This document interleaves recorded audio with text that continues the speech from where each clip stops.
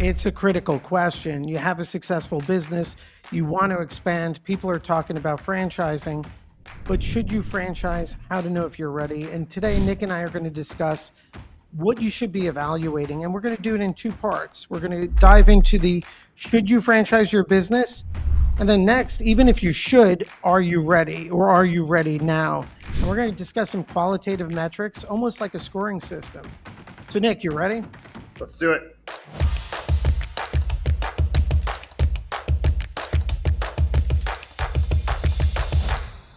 All right. So let's set this up because big frustration point when we're speaking to franchisors that maybe shouldn't have entered the franchise space. And many times it's, hey, your business wasn't ready, or it could have been, but you're too early. So let's start with the first question, which is, should you franchise your business? And if I set this up, and we'll go back through each one for everyone watching, for our scorecard on should you franchise, I want to focus on unit economics, replication, differentiation, demand signals, brand, and industry competition. And so let's start with unit economics, Nick, in terms of I have a successful business, I want to franchise. Should I? And the first question that comes up are, what are your unit economics indicating? And what do you look for there? So I think there's an important note that you made. You said when talking to brands after they franchise, here are some of the misses they go through. Because thinking forward, let's just say a brand that's somewhere between 2 and 10 units, and we use them as the avatar to help make the decision on whether you should franchise your business. There's a lot of tremendous insights there. So on unit level economics, you're going to make a decision to franchise your business. Let's just say the decision is we're going to have a 5% royalty. And so when you're looking at your own net profitability, let's say your net profitability is 20%, then you take off the 5 and maybe another 2 for technology or ad fund, things, other expenses that are going to go against a franchisee. Now, when you're looking at unit level economics, you got to look at it in two areas. One is 20 minus 5 minus 2 means 13%. 13% of your gross dollar amount. How much does that kick off, and is that a viable number? So now you go into the matrix of, are you a business that is a job, you're buying a job replacement, so you're going to replace your salary first? Does that 13%, is that attractive to then the future buyer? At 13%, I'm obviously using fake numbers, at 13%, the best in class franchises means you could take 13% of the total earnings over those first 3 years and pay off your investment. Could you do that? Yay or nay? And so let's just say it's a no on either of those categories, but you still want to franchise your business. Then while you're going through the process of franchising your business, you're going to switch your attention to increasing top line revenue, because if you can extend that up, that 13% could, one, cover the job replacement, the salary replacement, and two, help that franchisee pay off the investment. And so to answer the question of what should you be looking at from unit level economics, profitability for you, are you making good money? When you extract out the 7%, 5 to 7%, would your franchisee make good money? And is that good money enough to pay off the investment when you start stabilizing the investment? So the bootstrapping's gone. You open up a restaurant for $300,000, but you're franchising something that costs $6,000. It's a different metric. And so I give those numbers because it creates the baseline of, are you a good investment? You're going to have to answer that for you and for your franchisee. Yeah, and so of course, we're in alignment. So the unit economic question, guys, as you're looking at your scorecard, to Nick's point, if you franchise your business, first take a mindset of your franchisees.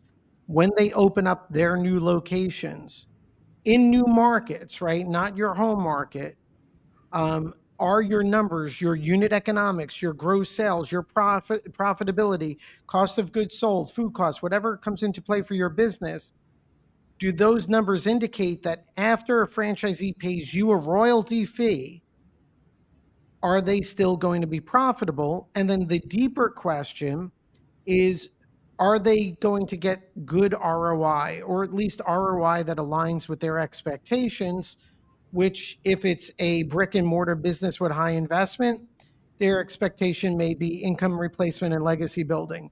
If it's a low startup cost business, it may be a lifestyle or supplemental income expectation. So the unit economic question really comes down to, are your franchisees going to be profitable and their expectations economically met? So that's your So first. because the worst case scenario, because that royalty, that 5% is coming back to you. The Right. worst case scenario is they barely break even or they're losing money and they're paying you the 5% on the gross sales. Even if they sign a multi-unit agreement, it will stall out because their expectations are misaligned and it will derail your franchise. And that's where, like, I think those 2 to 10 unit brands, maybe the ones that are frustrated didn't go through those questions, which it's all fixable. Like, a good business is a good business. You can fix things on top of it with marketing and operations and everything. But if your franchisees are break even or losing money and paying you 5%, that's going to be something that they're not happy with, and unhappy franchisees is what derails the franchise.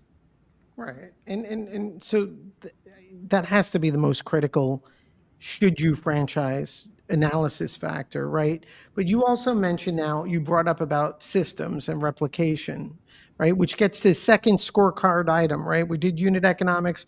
Now we're going to go into replication, meaning, and again, franchising is an evolution. You don't start off on day one as this really amazing franchise system. And we have brands that are national brands that on day one were one location, and on day three were one corporate location, three franchise, but they kept getting better, their support, their training, their systems, which gets to the second factor, replication. Do you have the systems and processes in place, or can you build them, and can they make a difference to really boost the unit economics to provide that competitive advantage? You and I have a mutual client right now going through the process of franchising. We have two buyers that are going to buy in. They're literally a franchise as of this week, like really a legitimate franchise. I keep going back to them and saying, "Are you sure you're ready to support the franchisees?" And so that question should drive you. Are you sure you're ready to have two businesses? Because a franchise support side is much different than your corporate operations, and your franchisees are most likely not entrepreneurs, they're entrepreneurial, and they'll need some hand holding. So the question to you that you need to look in the mirror, am I ready to support my franchisees? Will I do everything in my power to help them find success, which in turn is going to make you money? But you have to be able to look in the mirror and answer that question as yes. If you don't, then you can go hire it, you can reinvest money, but you have to be ready to be responsible of taking care of your franchise owners.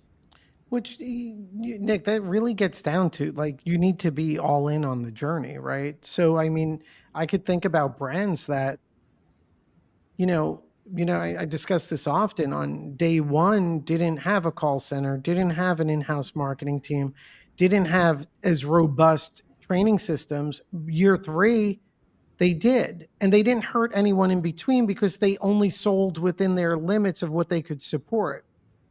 Um, so unit economics, replication. Next is differentiation. And again, it's not about reinventing the wheel or doing something amazingly special. It's just understand your positioning, what makes your business unique. And that could be who you are as a founder, the why you, why now. These are things going to all evolve over time. But when you're considering, should you franchise your business, you need to believe at your core there's something different. And if that's you as a founder, if that's your brand, it's your passion behind something, and it's supported by your unit economics, then okay. But too many business owners enter the franchise world, and when I ask what differentiates them, they're like, "Well, we're just a gym, or we're just a restaurant." So, what are some signals and factors they should be evaluating on the differentiation front? I've been asked this question often recently: is talk about what makes a unicorn brand a unicorn brand. and this for brick and mortar, but it's non-negotiables on the real estate, well capitalized, and supply chain operations is down. I'm not talking about point of differentiation. I'm talking about the structure, but those three things end up building a model that can create a point of differentiation. Where they fail is you take the frozen yogurt business, like if you really strip out like the branding behind it was the same distributor of the same product that was going to the same places. Some of them had a little bit of innovation on what flavors you were able to pull, but it was the same product. It was the same distributor across all of them in frozen yogurt. It went away. Didn't mean the customer went away. It just meant there were like the volumes. There was I didn't have to drive 3 miles to go to the frozen yogurt place. I would go down the place if I wanted yogurt because they went everywhere. Point of differentiation, easy to find in what I said, real estate, um, operations and capital, and then your people. And what you said, I think, is even bigger because there are brands that are first to market into category. It's much rarer today than before.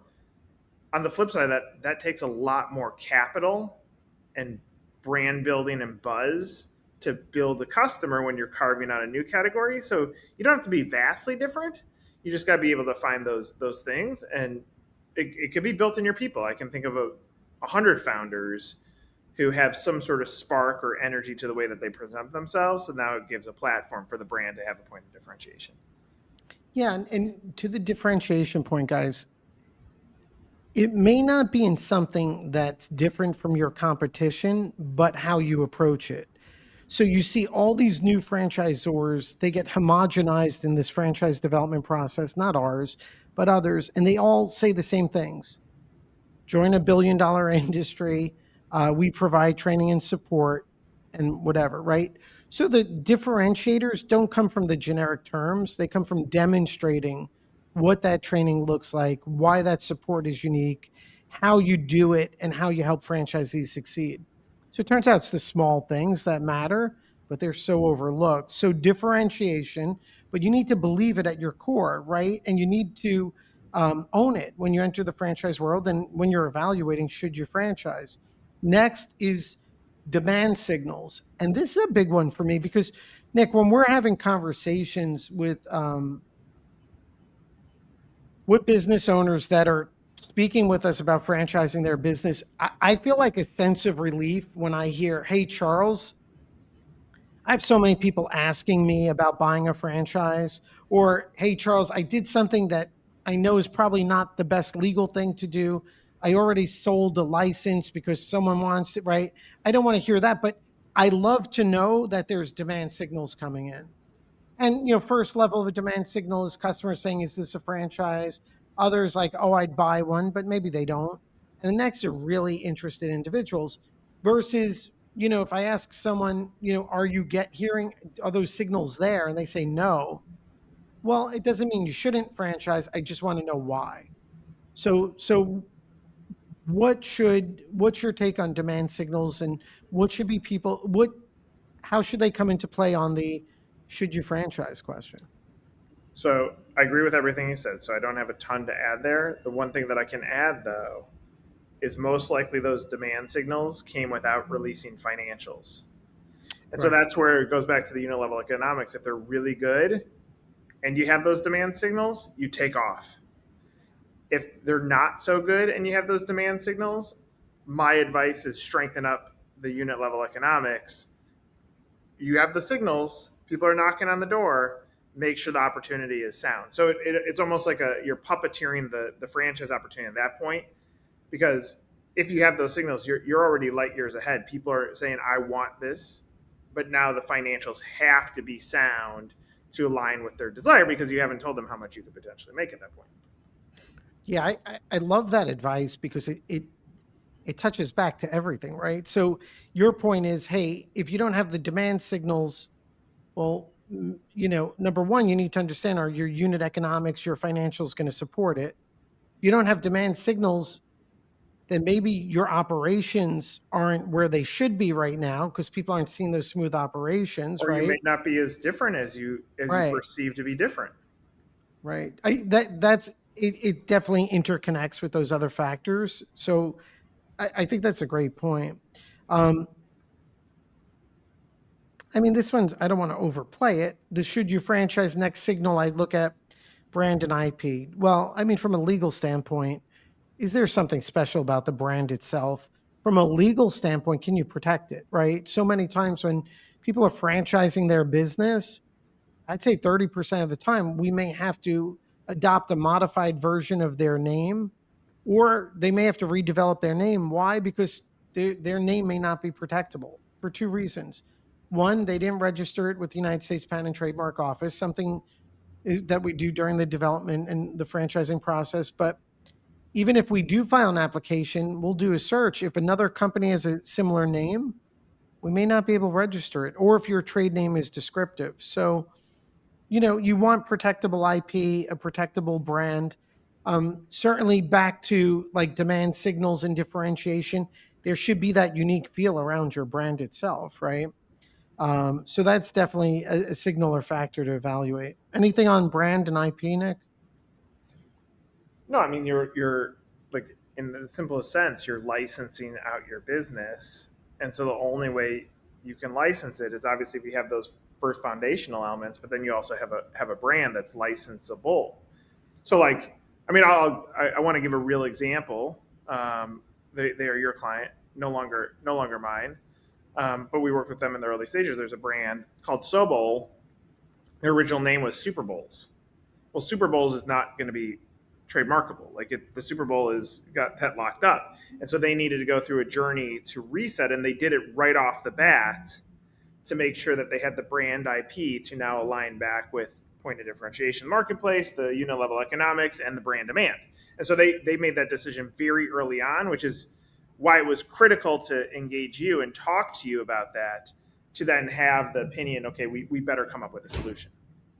Well, and a good part about that example, it's another example of a founder entering the franchise world, not only taking care of the legal structure, but over time just building up amazing infrastructure, organization, support. It's an amazing brand. Um, the last factor on the should you franchise, at least on our scorecard for you guys, is industry competition. And I think this is overlooked so many times, or at least misunderstood. So if you're in a restaurant industry or you're a home service industry, um, when you become a franchisor, it's important to understand that your competition is not only your direct competition, like another restaurant in your category or another service business that if you do windows, they do windows. You really need to look at your brand in terms of what you offer, in terms of opportunity.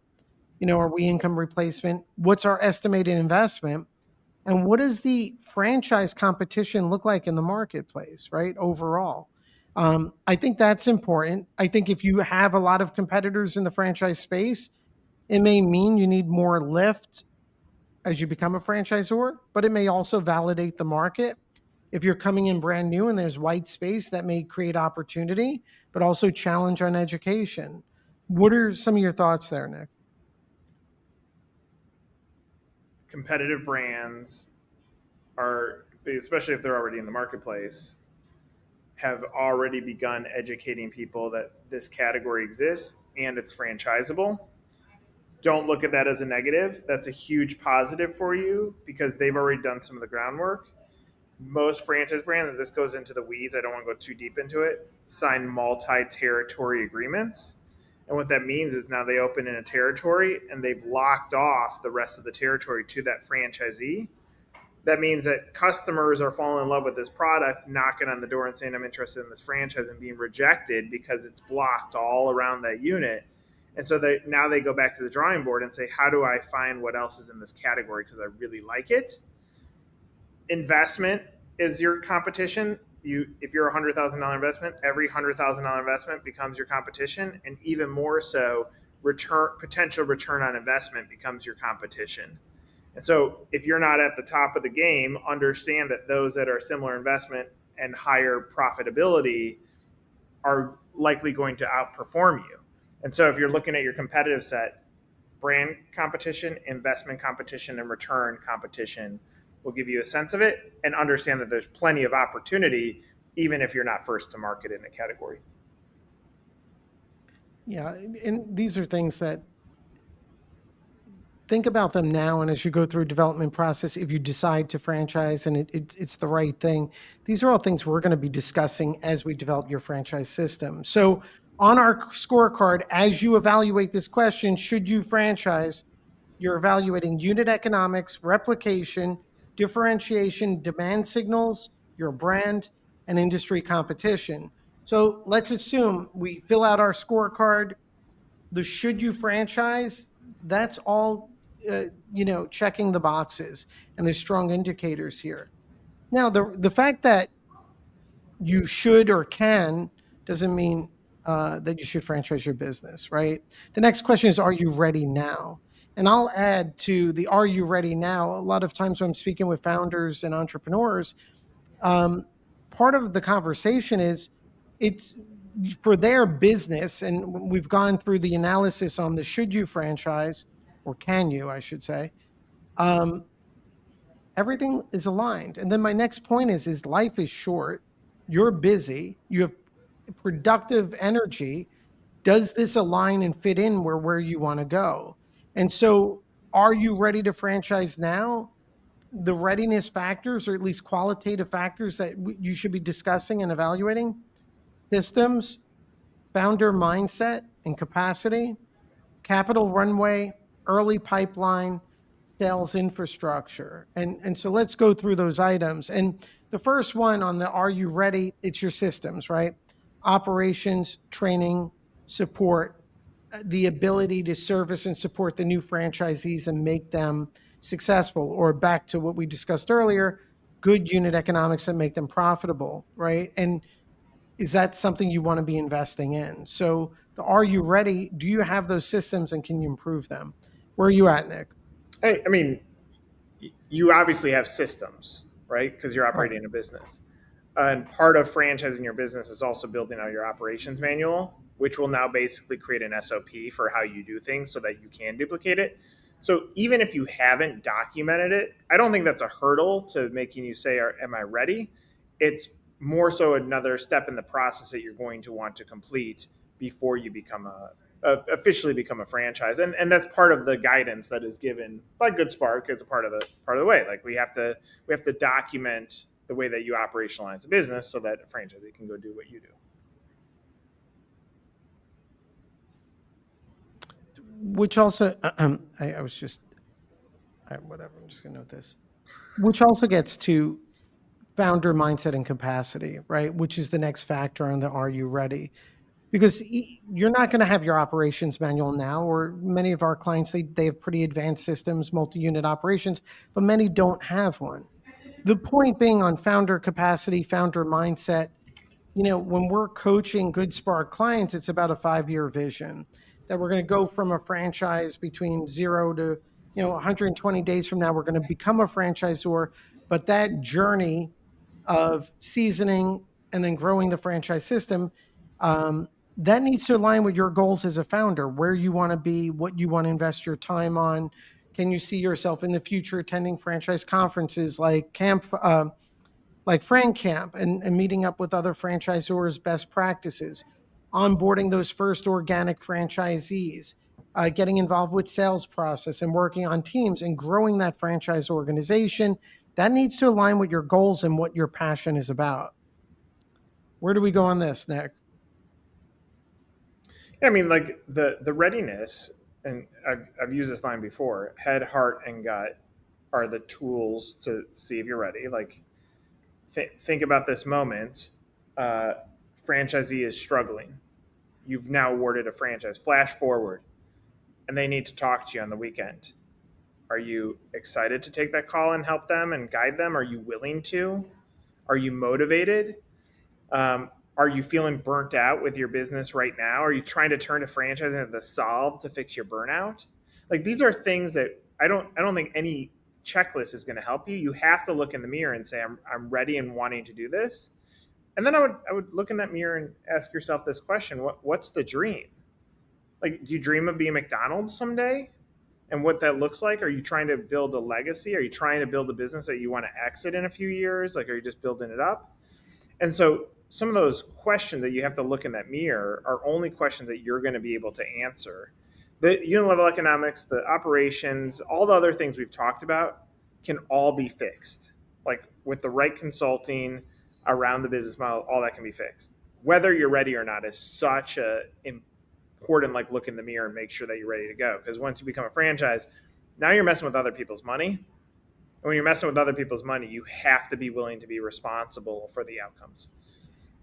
The next factor assessment is capital runway, but I want to connect them here, and I want to stage our conversation on capital runway in terms of right, because we're talking about are you ready now, and which gets to do you have the right budget, not only become a franchisor but what's going to happen next. We also talked about founder mindset. Here's where I want to connect some dots and phrase at least set up the next part of this conversation. Number one, I know to my core that franchising is scalable, meaning we have clients that have gone from one location to hundreds. We also have clients that have gone from one location to 20 in a hub and spoke model, and they're very happy and don't want to go more than those 20. We have clients that have started with bootstrapping and have become a franchisor, and we franchise them 90 to 120 days franchisor. And in the first 2-3 years, only sell 9 franchises, including to family members, but roll up their sleeves and keep improving their systems. And at the end of the 4 years, those 9 franchisees turn out to be super successful with great numbers. And now they're ready to leverage the growth, become a national brand. I've also seen brands that, have spent not with us, but hire outside advisors and have spent millions of dollars on marketing and promotion that goes nowhere. So I believe there's a big scalability factor. The other thing I believe is there's time value. If you're younger and you have a successful business, a lot of times I find myself with the thoughts of, hey, if I'm that age and I have the successful business, maybe now's the best time because I'm going to leverage time value. And as long as I'm respectful of what I'm doing or not, I could scale up over time.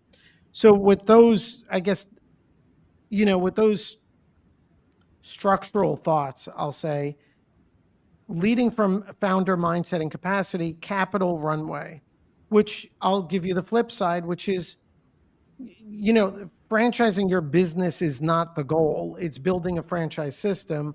Too many consultants and advisors treat the franchising your business as the end goal or strategy when it's not. And so many times we receive calls from new franchisors that have spent all their capital. Nick, we've had one conversation where what a great person, what a great business, retail business, nice brand, spent all this money, spent it on developers, spent it on PR, spent it on paid ads on social media, has no franchisees, has and is now out of capital. And when you uncover what they developed, what was the wrong expectations? The structure was not right. They didn't enter the right way. So I say all of this capital runway. If someone's thinking about franchising, they want to know if they're ready. For Good Spark ourselves, one of the things we focus on franchise development and franchising your business is capital smart and stackable development, meaning it's not one size fits all. As long as we have the right expectations, there's different tiers for your franchise development. And, there's naturally things that need to be done afterwards. What are your thoughts after all of that on capital runway? I did a podcast with a RevOps guy this week. You can go look it up on YouTube if you want. And we talked about technology and process, specifically a CRM and a smart CRM, a CRM like HubSpot that will give you all the data, automations, etc. I said, well, what type of customers do you work with? He goes, usually brands that have about 100 units. I go, well, what's the trigger that makes them want to work with you? and you said there's some sort of pain point, something that's missing. Maybe they don't have the data on how franchising is going, and they need more data to feel comfortable with the investment that they're putting in. And I said, imagine if those brands, all spent their first year saving up the capital, building process, and being ready to go. I did a podcast this morning with an emerging brand that came to FranCamp, and she talked about really the last 5 years, and part of it was forced because of COVID. She talked about putting in the work on the infrastructure so that she felt confident and ready to go from a franchising standpoint. By getting ready to franchise and even going through the franchise process to become a franchise, and then spending the next 6 months to a year, if a deal comes in, it comes in, but you're more stockpiling your cash, you're building your expertise, and you're perfecting your support model, then you've stockpiled all this cash to now deploy for at 6 months or year two. It's a much different flow. I can tell you that most brands budget $25,000 per deal. That doesn't give you a guarantee that you spend $25,000 and you're going to get a deal. I can tell you, I tell that number to brands, they spend 10 and like, where are my leads? I'm like, you're not there yet. And so the big answer is you're going to have a lot of test zone that happens in that first year, unless those demand indicators signals were higher than indexed. But stockpiling cash is not a bad thing. Driving up that capital so that you can grow better in franchising, not a bad thing. And time capital back into the business to build infrastructure so that you can support franchisee 1 through 10 will end up paying dividends in the long term. And we're, you ticked off on the early pipeline. We're going to jump to that next, but I agree. Look, I had a conversation today. It's not only a client of ours, but a friend, and he'll be coming to FranCamp. Um, and in the most genuine way possible, when we're having the conversation, I never want to push someone to do something, but I'm like, he's in a very novel industry, low startup costs with the ability for income replacement, white space in the category. And I'm like, it's my obligation to let him know this. Like, he's at a position where we can scale into the market, and that's capital sensitive, right? And he's a smart business person, so if that pathway is there, um, but it gets to the next factor, right? As you evaluate, are you ready now? Early pipeline, right? And good, like we're focused at Good Spark, avoiding that growth gap. We're also focused on being cost effective, capital smart by we're going to launch and you want to season in that first year or two, meaning your organic leads. So early pipeline, what does that look like? What do the first 3 to 5 likely owners look like? Are they in your pipeline? Are they coming about organically? That's important for evaluating the are you ready now? Because we'll have conversations like Charles, and I've had it. We've launched a franchise and we did a 20-unit deal, which I don't necessarily recommend, but these are sophisticated operators. The demand was there, right? Early pipeline, those are definitely indicators here. What are your first 3 to 5 likely owners look like and where they're going to come from? And whether you know the answer or not, it's important to think about it now so you get the franchising process right.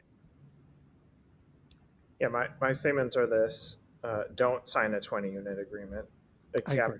cannibalizes and eliminates a whole market when you could find tremendous other franchisees within that market. Your franchisees understand that they are not created equal. They are created equal typically at the point that they sign. Even on a 20-unit agreement or a 1-unit agreement, they're still opening up just 1 unit to start. And so they are created equal at the start point, but the franchisee that grows to 20 and the franchisee that sells out at 1 carry tremendous differences in value back to your business and to your bottom line and to your operating capital as a franchisor. And so those franchisees are not created equal. And so if I was going to say, well, what's the number one thing you need to look at in these first 3 franchisees? Make sure they are capitalized. I would say 3, but make sure they're well capitalized to at least open up 2. That means they have enough cash to get to unit one open. They have enough for a rainy day at that point, which means if the expectations are met on unit one, they're going to go open up number two and number three. And so that's the most important thing. Where I see franchisors get in trouble is they're so excited to sell their first deal or first few deals that they say yes to the wrong people, the wrong capitalization of the franchisee. So if you flip it over, like let's say you're not franchising, you're just going to go raise capital and get an investor. And you're like, we're setting a share in our company is worth 10 grand. And the first guy comes and goes, oh man, I love your business. I can give you $1,500. You're like, no, it's 10 grand. Like we would love to have you, but it's 10 grand. Right. What's interesting about franchising, that same scenario happens. They're like, boy, but he really loves our brand. So we're going to say, yes, we're going to make this work. It never works. And so that's where like these same things, capitalization, point of differentiation, operational mindset, personality and drive. Every franchisee is a founder too of that portfolio. And when you take all the things we just said of whether you should franchise your business or not, cross apply that back to you saying yes to franchisee, it'll magically give you the guidelines of how you can go get people that are going to be in it for long haul, scale properly, and exit properly within your organization. Right. And that early pipeline indicators are important as you're considering, are you ready? And to Nick's point, when we see successful franchise systems, a significant indicator in their success is that many of their franchisees own multiple locations, right? Because that's the biggest validation. On the are you ready now, Nick? Last item, sales infrastructure. You're not going to have it if you haven't franchised your business. And even when you do, it's a learning process that needs to evolve. So CRM, discovery process, compliance materials. The question is, are you ready now? You're not going to have that in place. I think it goes more to mindset of, are you ready to roll up your sleeves, work with a great team, certainly like a good Spark, and build these processes out and make them better over time. Yeah, I think that last point, there are tons of companies that can help you franchise your business. You can Google it, you can find a whole bunch. Some of them are good. Some of them sell a service that is not going to be there to help you. Some oversell the value of the connection and not being in your corner. And so like everything that we've talked about here is tough stuff. Like it's like being in business is tough, but this is why I proudly wear I wear it all the time. See, I'll just go like this. Entrepreneurs kick ass. I wear it all the time because it is like they do kick ass. Where they fail is they don't build the inner circle around them tight enough to help them weather the storms. And so like whether you got one nugget out of this conversation or 10, like this is designed to say like get your own brain going, trust your head, your heart, and your gut, build infrastructure around you, and go cross apply these things to help you get your answer. You know the answer whether you should franchise or not. Yeah, and that's the goal of the video, right, guys? So should you franchise? Are you ready now? Look at these factors, this discussion. It's an assessment tool for you to get that gut reaction and also to at least program where you're going to be focused on if you decide to make that decision. And then at Good Spark, not only do we do the franchising and have a full development team, but there's great resources out there. If you come to Fran Camp conferences, you're going to meet with other franchisors and get insider track conversations on their experiences, what works, what doesn't, and be on the lookout too for our campfire coaching program. The idea here is we don't want to just franchise. You want to build a scalable winning system that not only changes your life, but changes the lives of others. Guys, look forward to the next video. Nick, it was awesome. Smash that like button and subscribe if you've watched this far. You owe it to us. Smash it.